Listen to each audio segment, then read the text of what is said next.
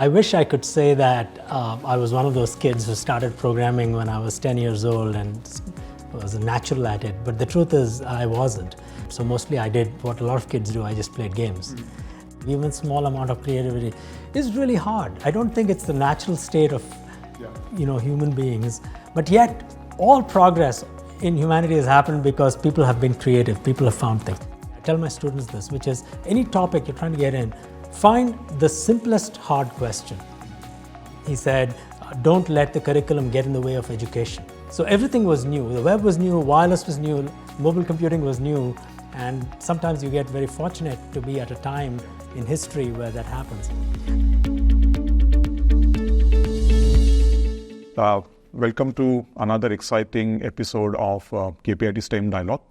KPIT is a technology company and we live and breathe technology. And we believe science and technology plays a very crucial role in our well-being, in our the kind of societal impact it can have, and obviously the kind of career choices and the growth opportunities it can give to people.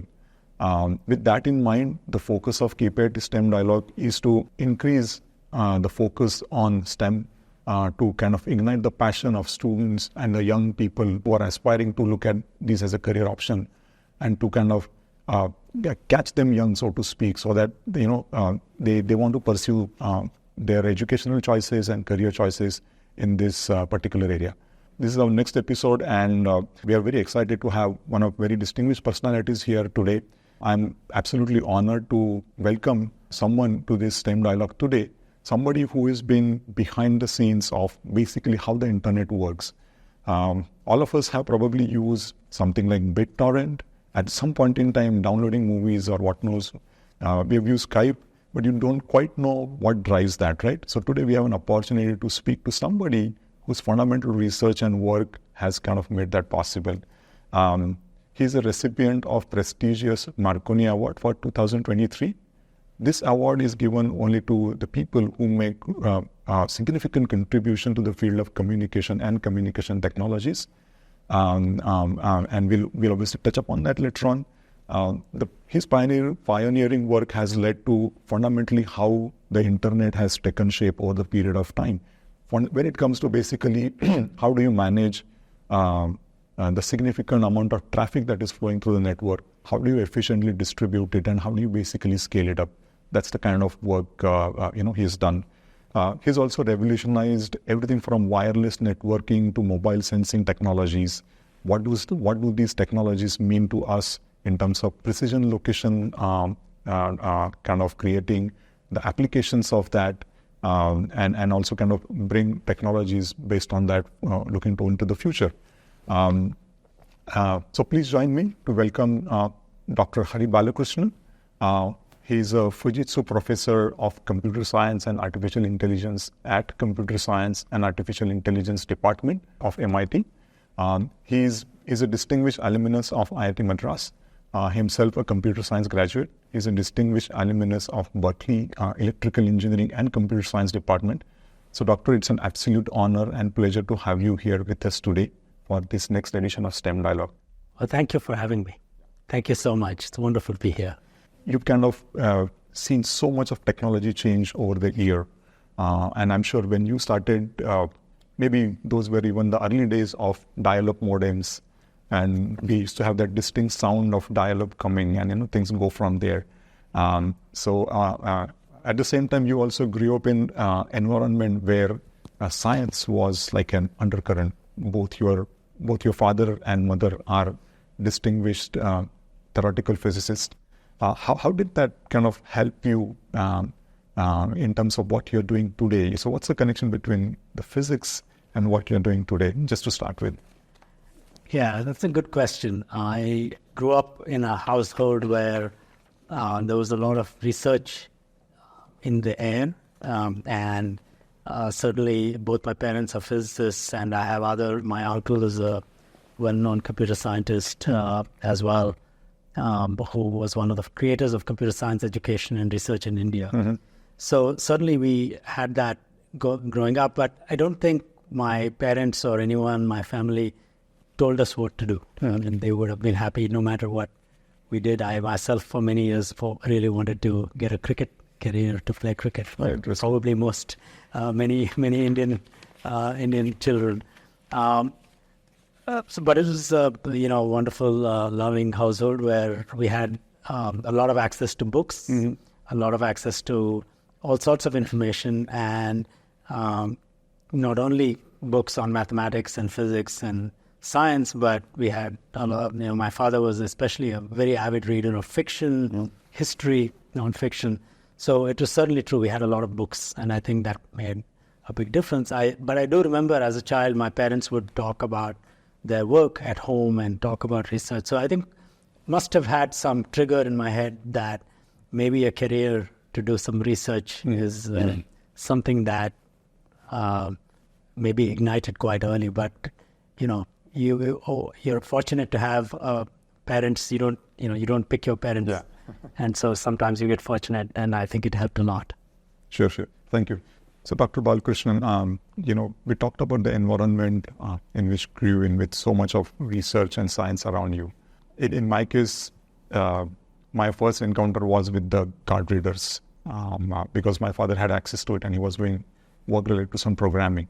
How was in your case? You also talked about the books, and your father was an avid reader and he used to read a lot of books. But within that, what was particularly that kind of, at least got hooked to you into computers and programming, or anything that you can recall from those days? That's a good question. I wish I could say that I was one of those kids who started programming when I was 10 years old and was a natural at it. But the truth is, I wasn't. In fact, my mother got me a computer. It was a ZX Spectrum, probably in the mid-'80s. I might have been 13 or 14 years old. And I tried, and I wasn't actually good at it. So mostly I did what a lot of kids do. I just played games. But then what really for me clicked in my, what I had more of an aptitude for as a kid was mathematics and physics. And I was also very interested in the history of science. So we had a lot of books on the history of mathematics and about great mathematicians, history of physicists, and a lot of popular science books. And that really got me into. With respect to computer science, I joined entrance exam and I got a good enough rank that I selected computer science, even though I think had there been an option to do physics in IIT Madras, I probably would have taken physics at that time because that was my most favorite subject at that age. But then I picked computer science because I felt it had, I could use my more natural mathematical ability to do that. And then, once I joined IIT, in fact, I really was interested, but I had to work very hard in my first programming course, my first computing course, because other students had already done it in school. I had taken biology. But then it took me a little bit of time. But by the second year, and certainly by the time I finished, I was completely in love with computer science. And then in graduate school, that just got solidified. So it came a little bit slowly, but it came from a background of mathematics and physics and the history of science. Thank you. So, one of the things what we look at, and we try to look at KPIT is what was it that you did, let's say, during your engineering or during your graduation days, or even before that, in terms of any kind of tinkering with stuff, with technology, right? It does not necessarily have to be programming, but it could be like, how does this watch work, for example, right? And try to open it. So I myself ended up opening, I remember, a couple of tape recorders and not being able to pull back. So how was it with you? Were you also tinkering with technology before you entered IIT Madras? And did you also end up with broken radios and watches? Again, it's an interesting thing. So there are two types of, maybe there are many types of scientists and engineers. There are fundamentally people who pull things apart and try to understand how they work. Then there are people who have designs in their head and they try to build things. And then there are people who see something and they try to analyze it. Right now in my career, I'm much more of a builder and have been for the past 25, 30 years. And I also like to take things apart, put them back in. But when I started, came from a mathematical side. So it was much more about trying to understand, trying to analyze. So I was less of a tinkerer builder. Although I do remember I spent a lot of time trying to understand how the cassette tape recorder, for the young kids here who are watching this, you probably don't know what it is, but maybe your parents would know. And you'd have this thing with this tape, and it would spool around, and I was really interested in how that worked. And my parents had a gramophone record with a diamond stylus, and I spent a lot of time trying to understand why it would sometimes skip these rings where the sound was recorded, and it would skip. So for me, it was more about why does it skip? And then when something didn't work, trying to understand why it didn't work and then use that, as opposed to what I think a lot of other engineers do, which is break things apart, put them back, and so on. Yeah. But I think there are many ways to go about it. And I still remember the idea of how audio could be played from a tape or from a record was quite fascinating. And I used that. And it turns out if you start with that type of wanting to understand, you quickly get into what are the basic physics and mathematics that are needed for it to work. Yeah. And of course, that's not enough. You also have to engineer it. Sure. Thank you. So you talked about, your orientation towards this and how math kind of also played into role more from an analytical perspective, right? Subsequently, you kind of have built algorithms that shape the way the traffic flows through internet. You've built methods to optimize that traffic. So how much of it was it computer science and how much of it was math, or was it in equal proportion that came handy to you when you kind of thought over those problems and, of course, put solutions across? I think the reality is it's not that much mathematics. It's a lot of it is more kind of different ways of thinking, but it's fundamentally a lot of engineering. But the mathematics or mathematical thinking helps in making algorithms that are robust, making algorithms that will always work, as opposed to things that are arbitrary that may fail. So many of the methods that I've developed with my collaborators, students, etc., have an underpinning of being able to prove that things are correct about these methods, and that's where it helps. But fundamentally, it's an engineering discipline, and because it really needs to work. It doesn't matter if you can prove something about it. If it doesn't work, it's not as useful. So I think it's a very nice mix of engineering and science. But I would say that where ideas come from in my work has largely been driven by engineering. It's by what makes sense to build. And then you can use mathematical thinking to show that it's robust and it really works. Sure. So a lot of us also kind of do projects, right? Either during the last year or the last semester, etc. So during those days at IIT Madras or subsequently at Berkeley, can you recall any of the exciting or memorable project that is like still, of course you build a lot of exciting stuff after that. But during those days, if you could tell us about a project. My first research was as an undergraduate in IIT Madras. One of my close friends and I worked with a professor on an area called graph algorithms. So it was a very theoretical area.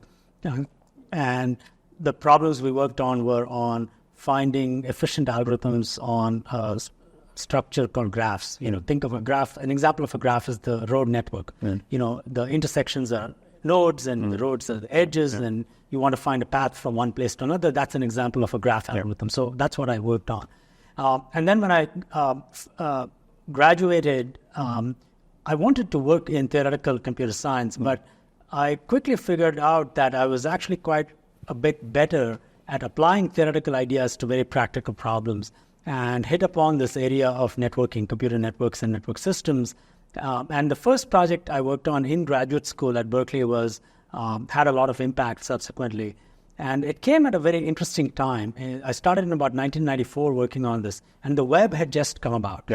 And that was when I walked into my advisor's office and I saw this thing on his desk, and I asked him what it was. It was about, 8, 10 inches, 12 inches. And I asked what it was. He said, it's a computer. I said, how's that a computer? Because I'd only been seeing these big PCs. I said, well, it's called a laptop. And the way in which this was before Wi-Fi and wireless and everything, the first mobile computers, there was no networking on it. And then there were companies starting to build external cards that you would attach to something called the PCMCIA slot. This is not even, doesn't exist now. And nobody had protocols for how to communicate. So one of the things that I was very interested in was this web had come about and everybody was creating web pages.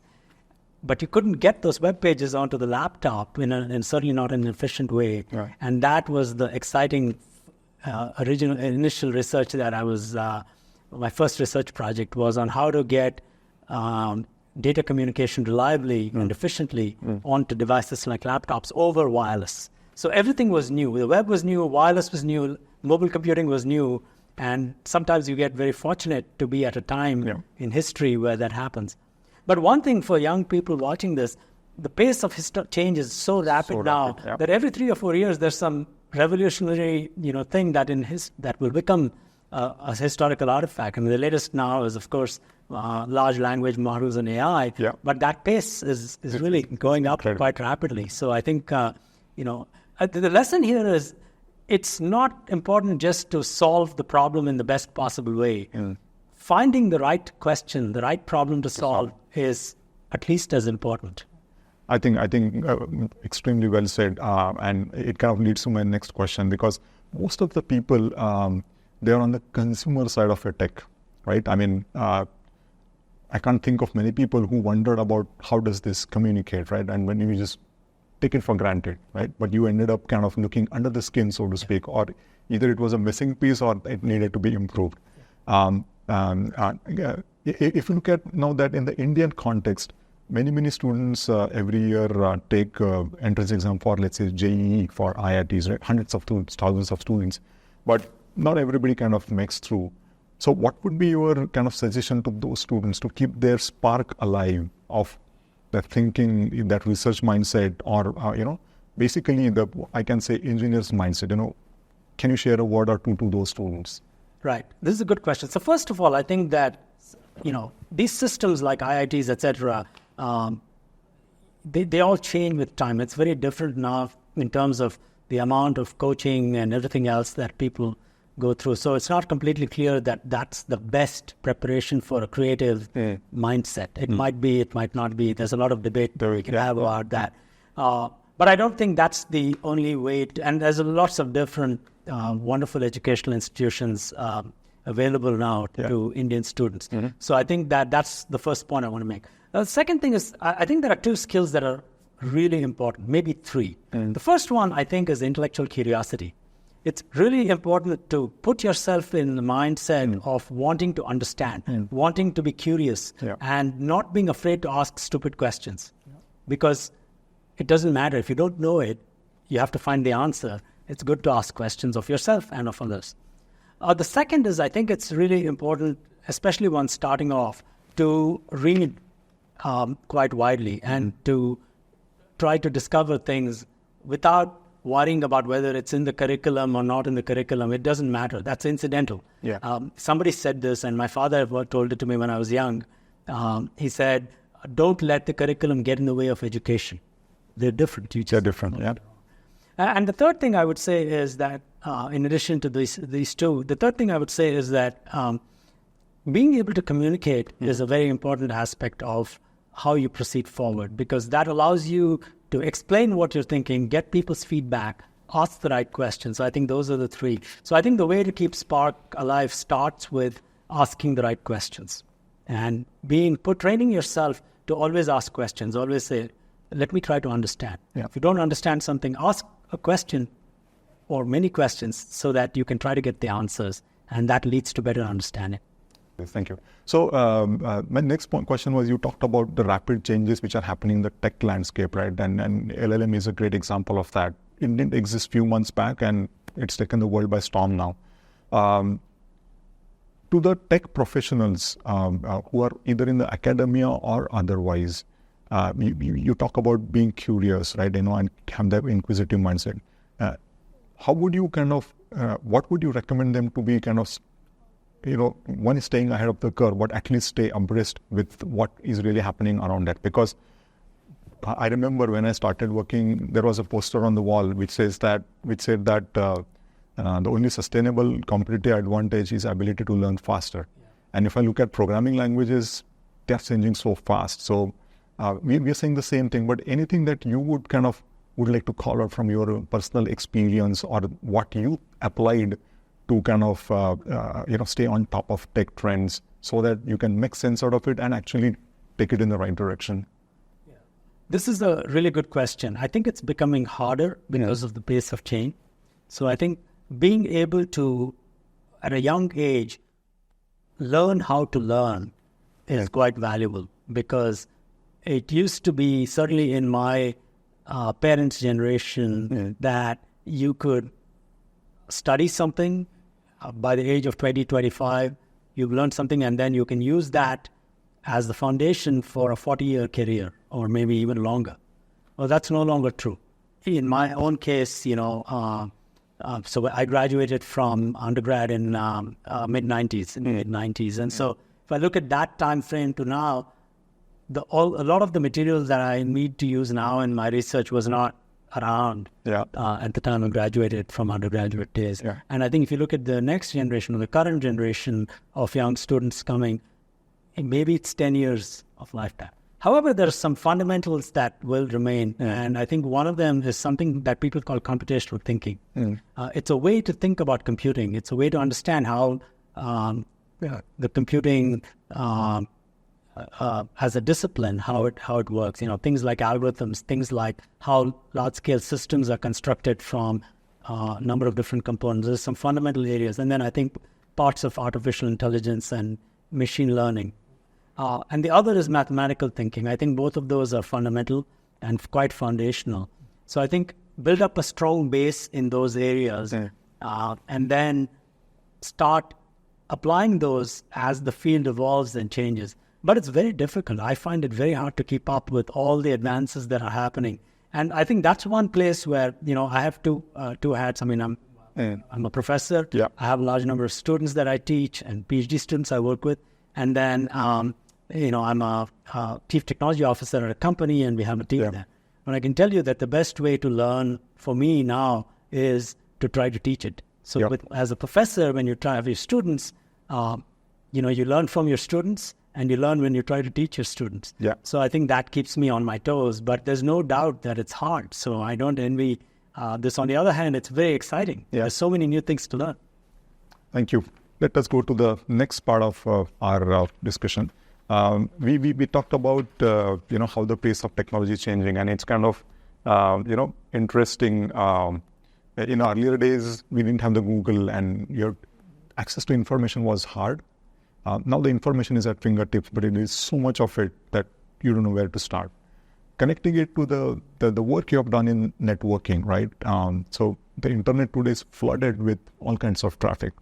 We're talking about people probably now using ChatGPT, the video streaming, blogging, and all kinds of things, right? So give us a little insight into what goes on behind the scene. What are the complexities involved when I go and browse a web page and it appears instantaneously, or if I'm watching a video, it is almost flawlessly, or if I'm in a chat application, it's almost real time, like the phones used to work in earlier days, or probably better than that now.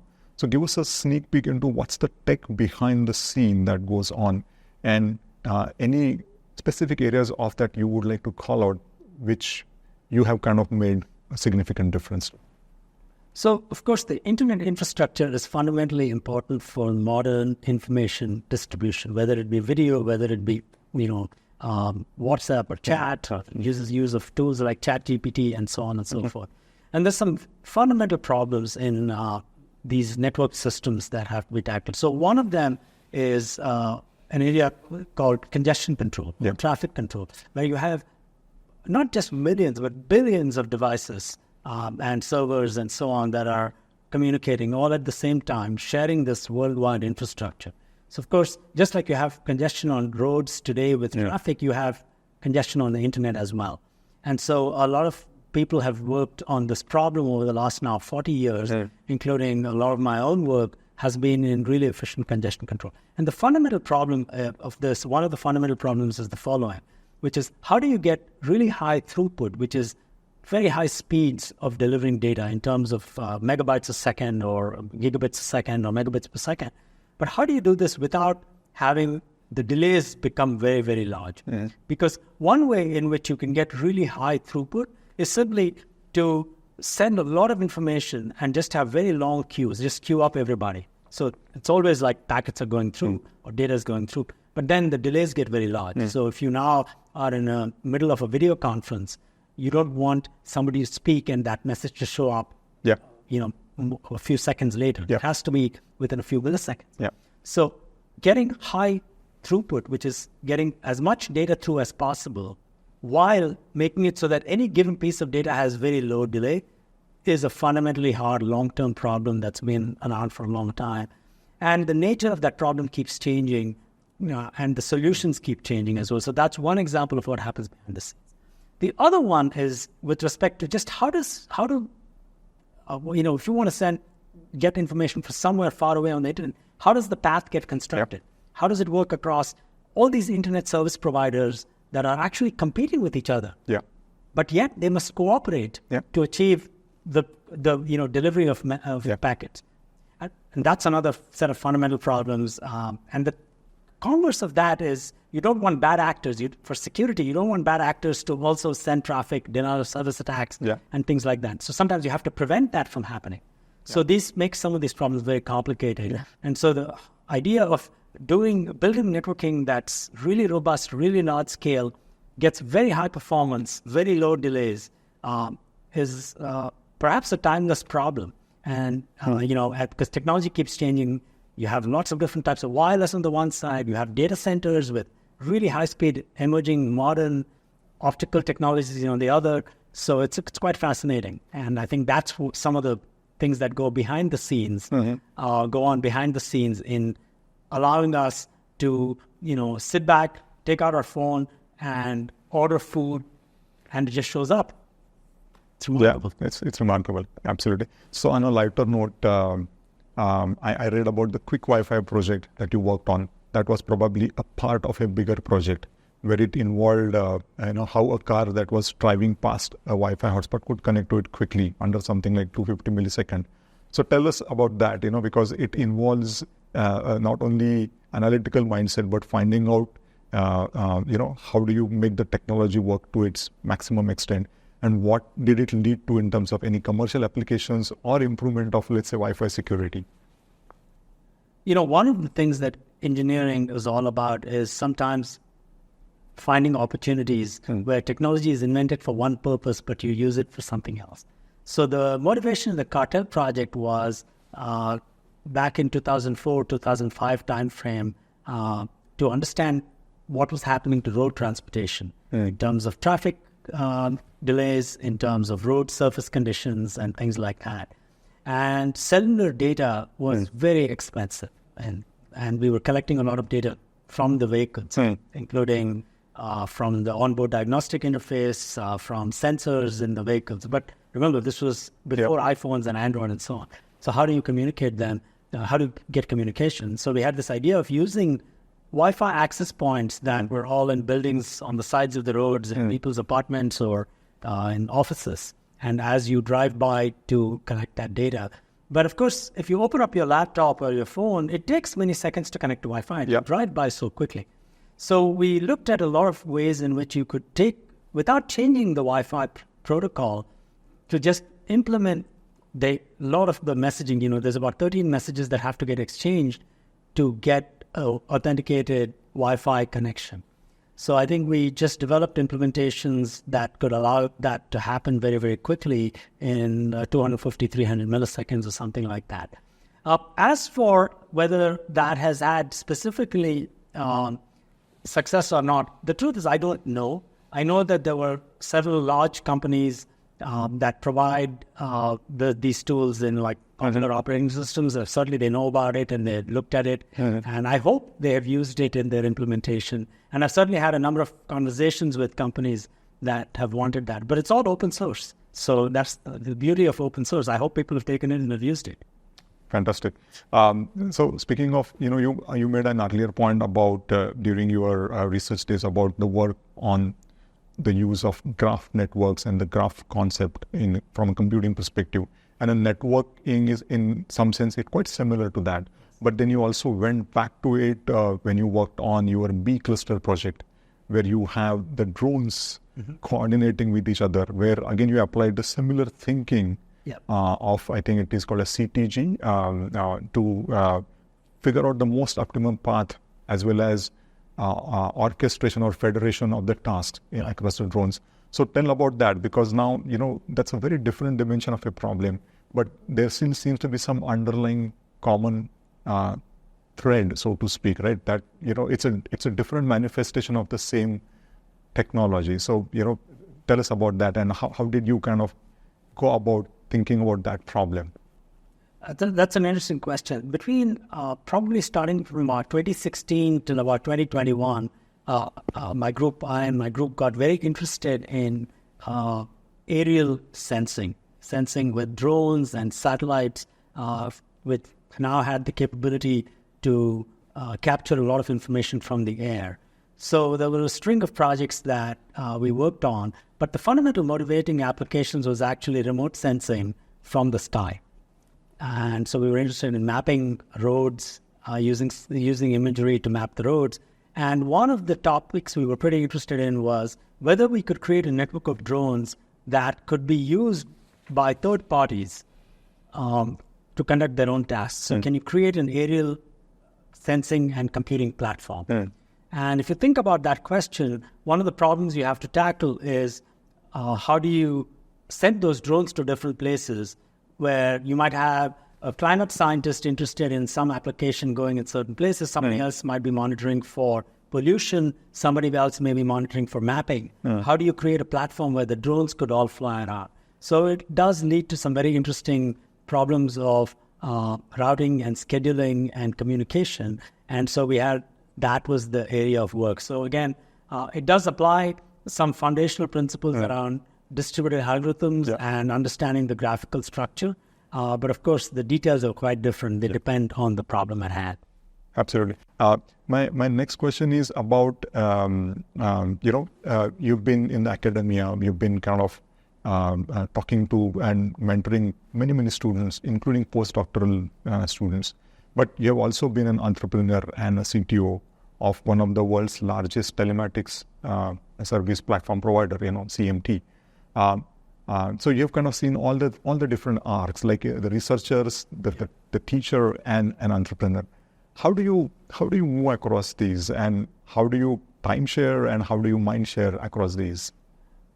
Again, for me, it's part of a career where I'm very interested in having the maximum amount of impact on other people and on the world. The thing that's really common to all of these is really exceptional collaborators, whether they be students or whether they be professionals. And my role there in all of these aspects is really comes back to intellectual curiosity, to be really curious, ask people the right questions, get my colleagues to also start thinking about the best way to answer questions. And I just enjoy the process of collaborative research and development. So I don't see that much of a difference in terms of my work style. What I do see is a difference in terms of the time frame of impact. When I take on an academic project, the typical time frame for impact on the real world is between 5 and 10 years. And a lot of the impact could be intellectual. It's about other people building on the work to do something. Whereas in a commercial context, we worked on projects that have a 3-year impact time frame. But honestly, a lot of what we do has an impact within the next 12 months. So I think that the time scales are very different. But other than that, the mindset's quite similar. And, when you're in the tech field and have a company, in our case, we have about 450 employees in our company, you have to move fast. So you have to keep up and move fast. So I think having a training in research, I think, is very helpful in a technology company. So I don't see it as being too different except for some time scales. Sure. Yeah. And speaking of it, CMT is focusing on, basically making the roads safer and making the driving safer for people. And it leverages IoT devices and smartphones and maybe cameras which are inside a car and a host of algorithms and a data churning around it. A lot of your prior work has been on mobile sensing technologies, like the Cricket project. Then Cartel was a dimension of that. How did you kind of think about leveraging smartphones for it instead of, let's say, going down the path of building a purpose built hardware or a specific hardware for what you're doing at CMT? Yeah. CMT is fundamentally agnostic to where the data comes from. So we pioneered the use of smartphone sensors, and that came as an offshoot of the Cartel MIT research project. Okay. But we also pioneered a small 2-inch, 5 centimeter by 5 centimeter device called the Tag, which is a purpose-built IoT device. And we've shipped over 30 million of those devices, again, intended to keep people safer. And now there's connected vehicle data, for example, from some of the technology products that KPIT is building, and a lot of other cars have increasing amounts of data from the vehicle, and of course there's video data as well. So CMT's platform brings all of that together and fuses it to form various insights. But for me, the idea of using smartphones came about because we felt, and I found that many of the black boxes and other devices 10, 15 years ago that people were putting in cars were expensive hardware. And I felt that smartphones were all coming with the same types of sensors. They may not have been as good, but they were all there. And we placed a bet that the way to scale telematics into the consumer market is to use hardware that is widely available and inexpensive. So that's really smartphones. Of course, smartphones are expensive, but the incremental cost of running telematics on them is small because the hardware is all there. And even the IoT devices we build are really low cost because we're interested in large scale. So I think that it came about simply by looking at the march of technology and saying everything is getting smaller. And once something is in a consumer device, like a phone, it opens up the path to scale, provided you can have software algorithms that could process that data. So it came about by just that observation. So speaking of that, I think we also see a lot of unbundling of the technology stack happening with 5G networks, where you have hardware-software separation that is driving a lot of innovation and also probably demolishing some of the monopolies. We're seeing something similar on the car side, what we call as software-defined vehicles.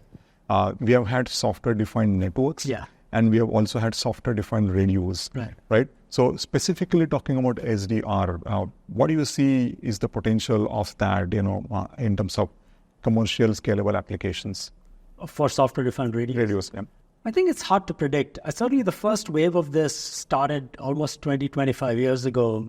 And I think some of that has not, panned out in a sort of very successful, scalable way. But I suspect that things that are related, so I don't think about software-defined anything as in many different ways in which one could apply it. Generally speaking, I would say that things that are not on the data path, that is not requiring every piece of information, like every packet or every signal to be processed in software, probably have a higher likelihood of succeeding. Things that involve more complicated logic, more complicated methods that are needed for correctness, I think moving that to software is the right call.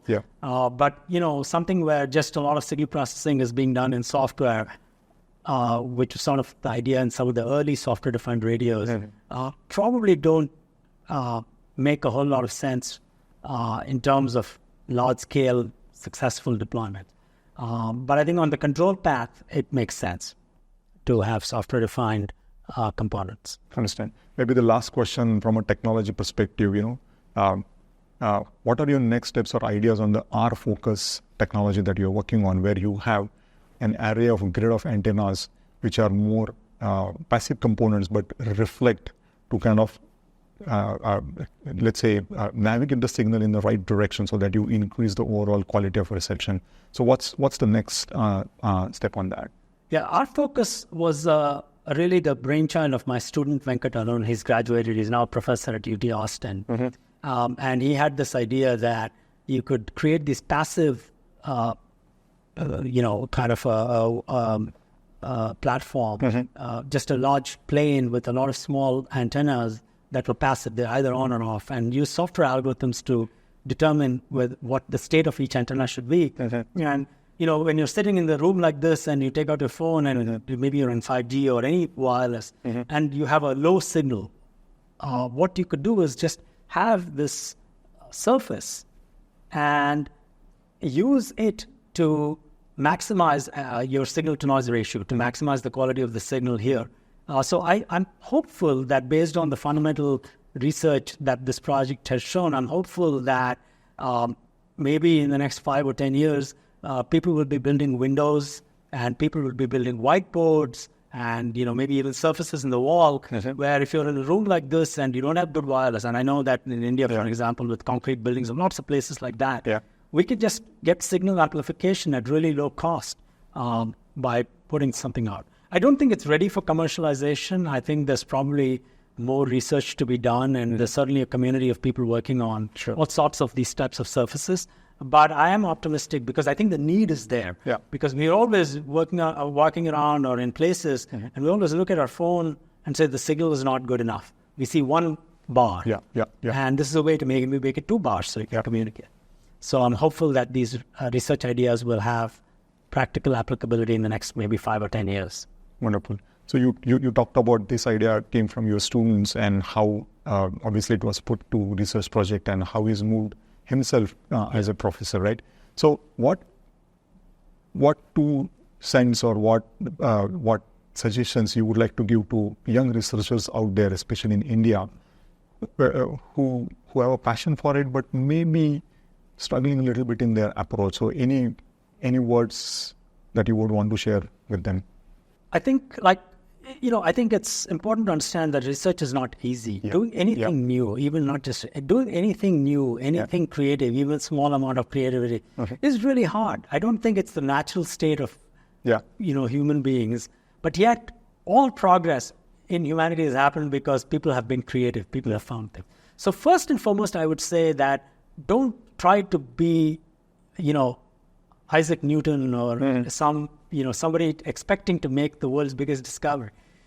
Those happen once every, 100, 200 years. And aiming for something like that and being disappointed if that doesn't happen is not good.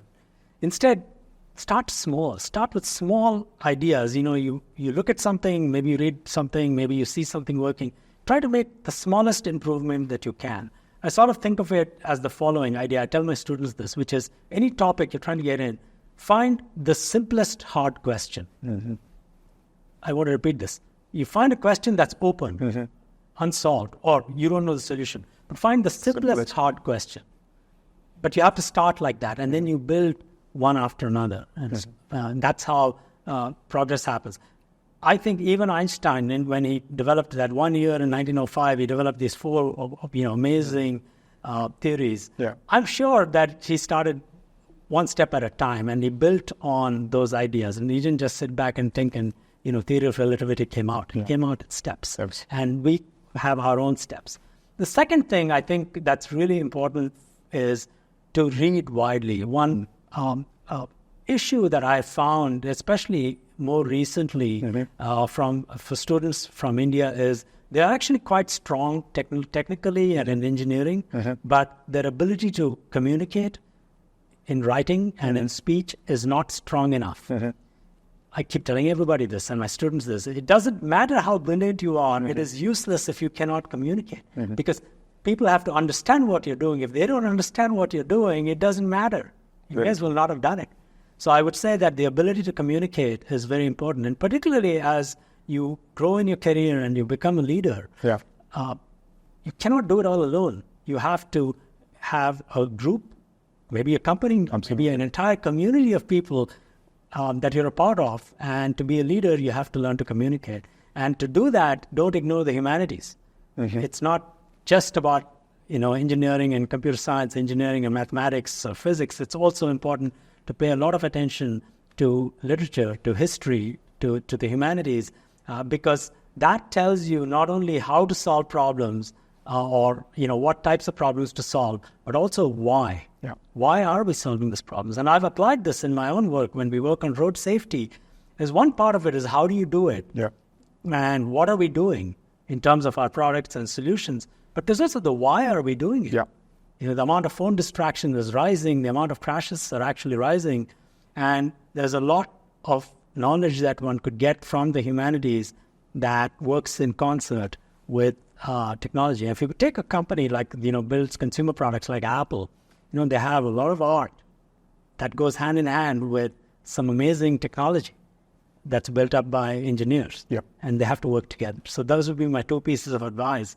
Is the simplest hard question and read widely so that you learn to communicate. Yeah. So that brings us back to our opening statement, Doctor, that you made, that don't forget the humanities. I mean, you may be working on a technology problem, but why are you doing is very important. So Dr. Balakrishnan, would you like to share some inspiration and maybe a last piece of, let's say, suggestion or advice for our young audience who are out there and who are probably just about embarking on their career in STEM? I would say that first and foremost, intellectual curiosity. Mm-hmm. Learn to ask questions. I think that's really really important. The second is training yourself to want to invent, to want to discover. Means when you ask those questions, try to ask the simplest hard question, try to answer it, and feel free to reach out to other people. Collaboration is fundamental to all research, certainly in the technology field. And the third is read widely. It's not just about the technical books. Of course, you need a good, solid foundation in that, but read.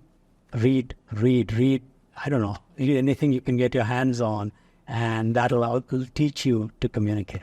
So that would be my three pieces of advice. Thank you very much, Dr. Balakrishnan. I think it is fascinating. So personally, I take pride in the fact that I'm a techie, but I think you brought a different perspective, that why are we doing this, and the humanities, the importance of reading, keeping the curiosity alive. And I like it, the simplest hard question. I think we often forget that we like the Apple products because of the simplicity, but I think it probably often starts at that. So thank you very much. I think for your time, it was a fascinating talk.